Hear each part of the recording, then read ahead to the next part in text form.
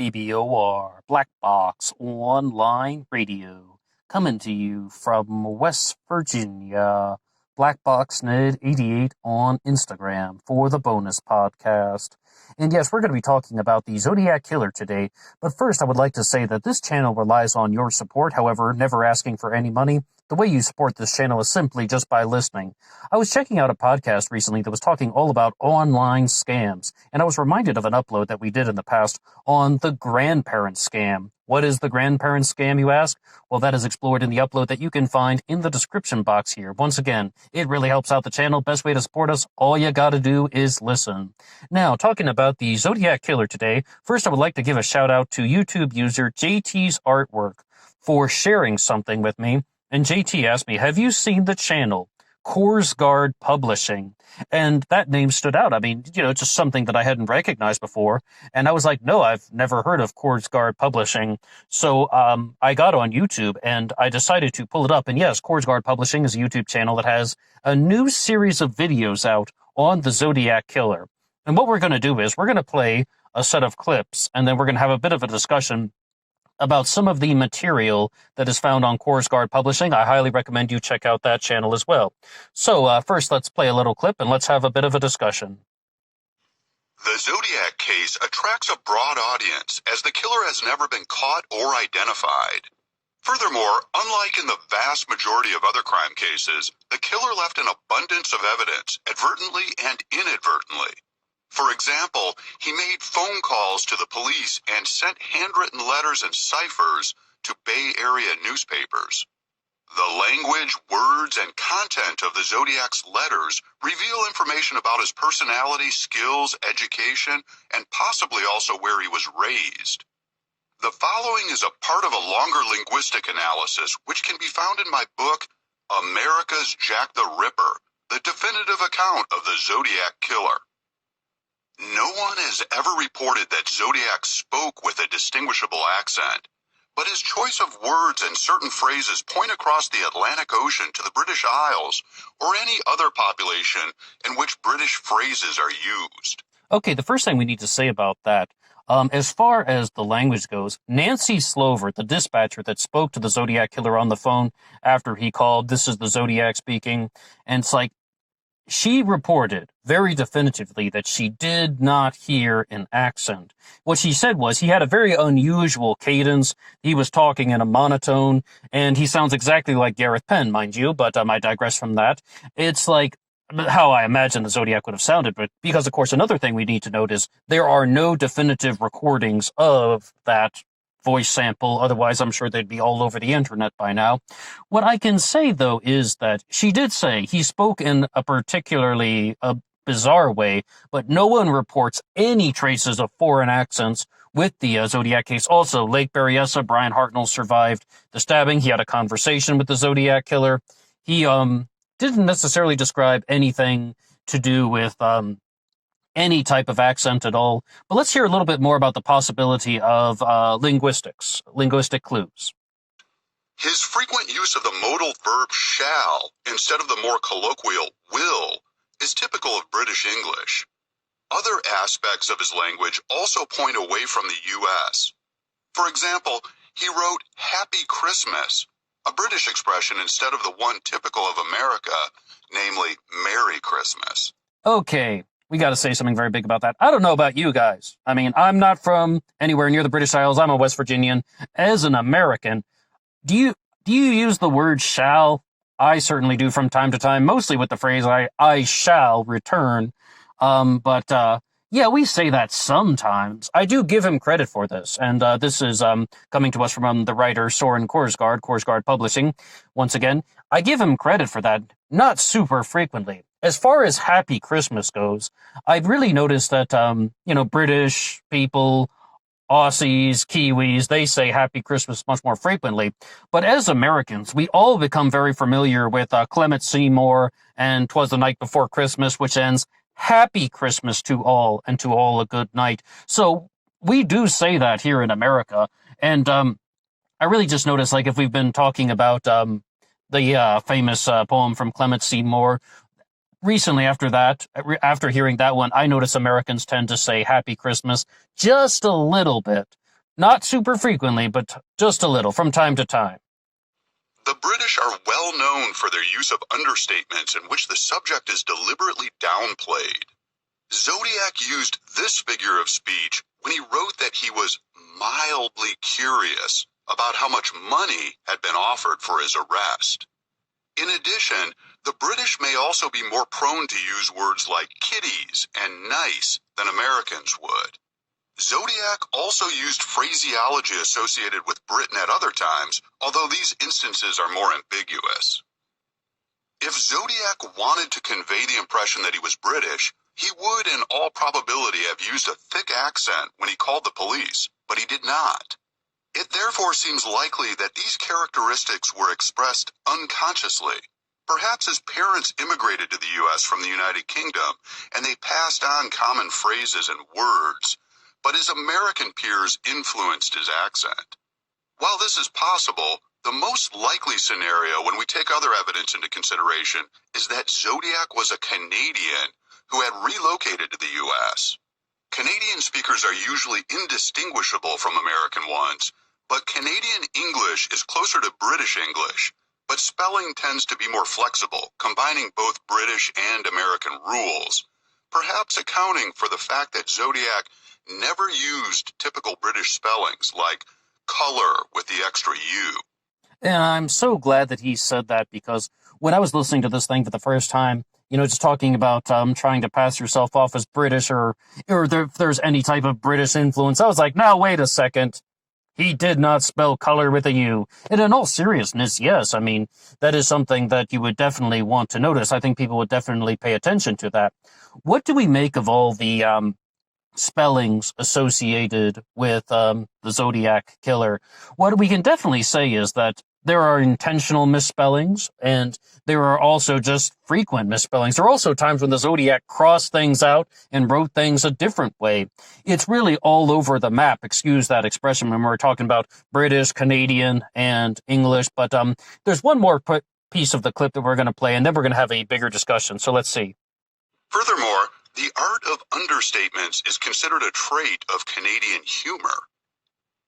On September 27, 1969, the Zodiac concocted a story about having escaped from the Deer Lodge prison, located over 1,000 miles from the crime scene. If the Zodiac had been a lifelong Bay Area resident, he would almost certainly have picked a well-known prison in California like the San Quentin State Prison or the California Medical Facility. Okay, let's have a big pause right here, because I think that this is very important. Maybe one of the few contributions of Gary Stewart was his proposition about why did the Zodiac talk about Deer Lodge Prison in Montana? I mean, we're talking about the Lake Berryessa stabbing, right? The Zodiac killer is talking to Brian Hartnell, September 27th, 1969, and says, I escaped from Deer Lodge Prison in Montana. I killed a guard there. I'm on the way to Mexico. He says those lines. Why would he say Deer Lodge Prison? Well, what Gary Stewart proposed was that dialogue was meaningless, and that's kind of Gary Stewart's answer for many things. The Zodiac was just trying to be confusing, and very specifically on the date of the Lake Berryessa stabbing. The intention of the Zodiac killer was to get Brian Hartnell and Cecilia Shepard to go along with its orders. He wanted to say something that sounded fierce, something that sounded frightening, so that they would obey him and they would follow his instructions, let alone he was holding a handgun. And Brian asked multiple times if the gun was loaded. But what the Zodiac killer also said multiple times was Deer Lodge Prison in Montana. Like, I was watching the clip from the Lake Berryessa stabbing from the David Fincher film Zodiac, and I think in that one they cut out some of the dialogue, because we did a transcript reading of the Lake Berryessa discussion that Brian Hartnell had with the Zodiac killer here on this channel, and multiple times, I think they cut out one of the times that the Zodiac killer very clearly says he escaped from Deer Lodge Prison in Montana. Almost everybody is in agreement and in consensus that Brian Hartnell did not make a mistake, that he heard the correct answer, that the Zodiac said he was from Deer Lodge Prison. Why? Is it just as simple as that, as Gary Stewart explained, that the Zodiac was just trying to be weird and confusing. He was trying to frighten Brian and Cecilia so that they would obey him. As far as being Canadian goes, we can say that a lot of people believe that the Zodiac Killer was a native Californian, someone who was very familiar with the area, someone who was very familiar with the back roads, who was very familiar with the layouts. Look how they can all be seen from Mount Diablo, more or less. I mean, we can get into a few things about that, but what they think is that the Zodiac could have been a native Californian. And as far as Canadian goes, when I first saw that there was a video talking about a Canadian connection to the Zodiac Killer, yes, I thought of Deer Lodge Prison in Montana. The Zodiac did say that Montana is on the Canadian border. It definitely came to mind. But what I would say is that, we probably would need to go on a little bit more than that, and let's keep going. To serve as the basis for the ruse. However, the Deer Lodge Prison is located in the state of Montana, which shares 14 Canadian border crossings with British Columbia, Alberta, and Saskatchewan provinces. It is also worth considering that the reason no one recognized the Zodiac's handwriting and physical description could be that his family resided far away from the Bay Area in Canada. If you want to know more about the facts, psychology, and language of the Zodiac Killer, then you might want to get my book, America's Jack the Ripper, the definitive account of the Zodiac Killer. My book has nearly 700 references and over 200 pictures, and it is the first authoritative book on the Zodiac case. Okay, and once again, that was coming to us from Soren Korsgaard, and you heard the name of his book, America's Jack the Ripper, and his channel is called Korsgaard Publishing, available here on YouTube, and he has some links where you can find his book if you'd like to purchase that. And I would highly recommend you check out his other videos as well. He has more than one video out about the Zodiac Killer. A Canadian suspect. What do we make of that? First and foremost, I should say that I believe I heard in a different video from Soren Korsgaard there that he doesn't identify a specific suspect in the book. It's more of an overview, not like saying that he has the suspect and he's trying to force the narrative, but an overview. It's like more of a discussion about certain aspects. But we have heard a very distinct theory there, that the Zodiac was not recognized because he was a Canadian, that people didn't recognize the composite sketch, they didn't recognize the handwriting, they didn't recognize anything of the personality traits in the discussion because his family was in Canada. People who knew him were up in Canada. And, if he is on the Canadian border, it's possible he could have visited Montana, learned about Deer Lodge Prison, but it's also possible that someone was just making that up. I mean, how hard would it be to know somebody who was at a prison somewhere? You could have heard the name anywhere. As for the handwriting, we talked about misspellings. I talked about one unreliable Zodiac writer named Gary Stewart. Maybe another unreliable Zodiac writer named Steve Hodel had something to say. When the Zodiac was composing the letters and the ciphers, what Steve Hodel proposed is that as far as the composition of the misspellings or the final line of the 408 cipher is just a mash of letters that is incoherent, and then the 340 cipher has not been decoded, what Steve Hodel's explanation was, and might be his contribution, is that those things are somewhat meaningless. They're just meant to be confusing. You're meant to solve part of it, and then other things will never be solved. The misspellings were meant to be distractions, rather, that people are going to be thinking about this for the end of time. Oh, what was he trying to say by misspelling the word drowning? Drowning. It's like, what does he really mean by that? People are going to be asking that question all the time. What did the Zodiac mean by that? But it's possible that those things simply do not have that much of any meaning at all. I think that Steve Hodel has a lot of good things to say about the Black Dahlia case. The Zodiac Killer, not so much. That might have been his only contribution. Also said Gary Stewart's only contribution. But the other thing, though, that we should talk about, because let's really focus in on Canadian. As for some of the British possibilities, like talking about kitties, I hope that was clear. The Zodiac mentions that he's going to get all the kitties as they're bouncing off the bus. Yeah, that there definitely are some things that I feel are not exactly in line with the conventional American. I mean, I'm trying to play some different sides of the issue, right? Like I said, yes, Americans can say Happy Christmas. I've said Happy Christmas to people before. And yes, of course, I mean, you can say the word shall, like I shall do this, he shall do that. I said very clearly, I say the phrase, I shall return from time to time. I mean, I'd be really curious what other Americans would have to say about any of these phrases. Please drop something in the comments section below. So, like, if you want to weigh in on the linguistic discussion. But we do have to bear in mind that the Zodiac killer was talking in somewhat of an unusual way when he is on the phone to the dispatchers, as well as any authentic recording of the Zodiac or authentic conversation with the Zodiac. They said he was very monotone and that he was not using an accent, but speaking with a bizarre cadence. I mean, what does that tell you, more or less? It's highly possible that the Zodiac was, what? Disguising his voice, so he isn't revealing anything.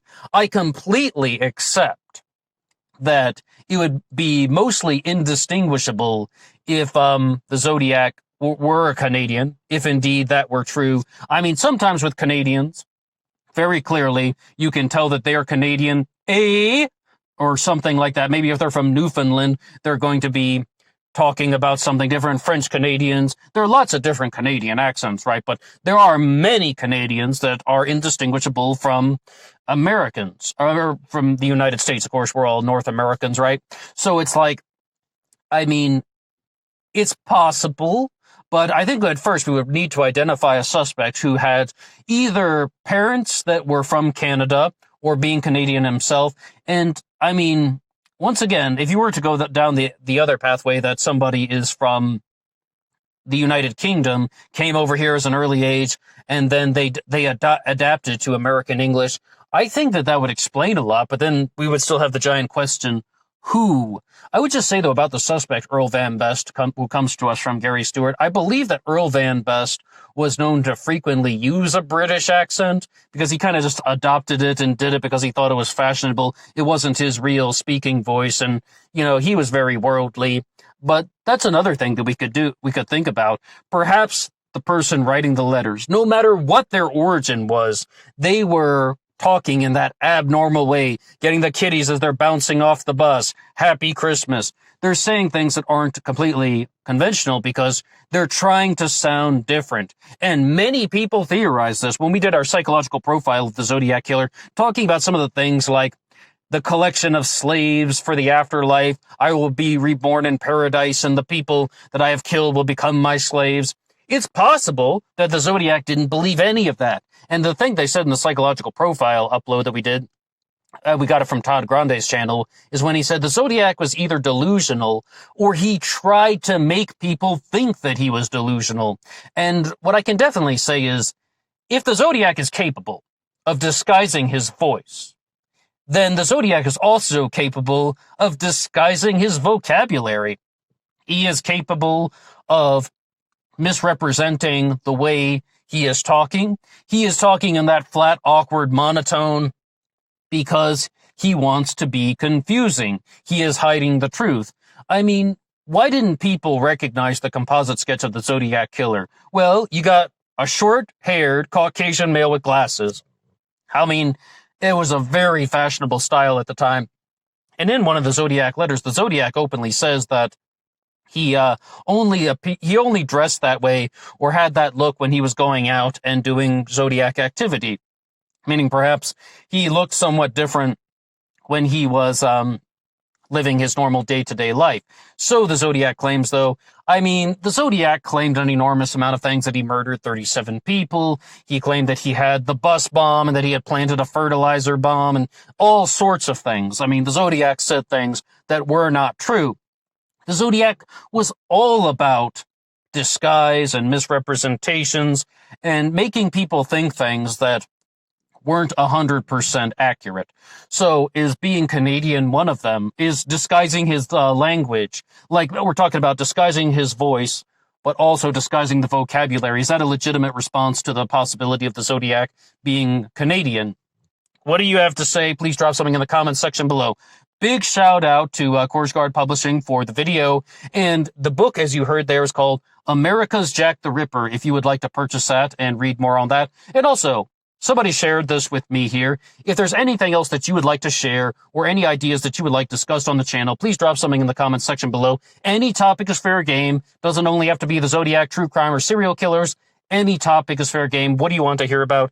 Please drop something in the comment section below. I would love to hear from you. If you like this upload, you can hit the like button. It really helps us out. And I will see you on Instagram for the bonus podcast. Until next time.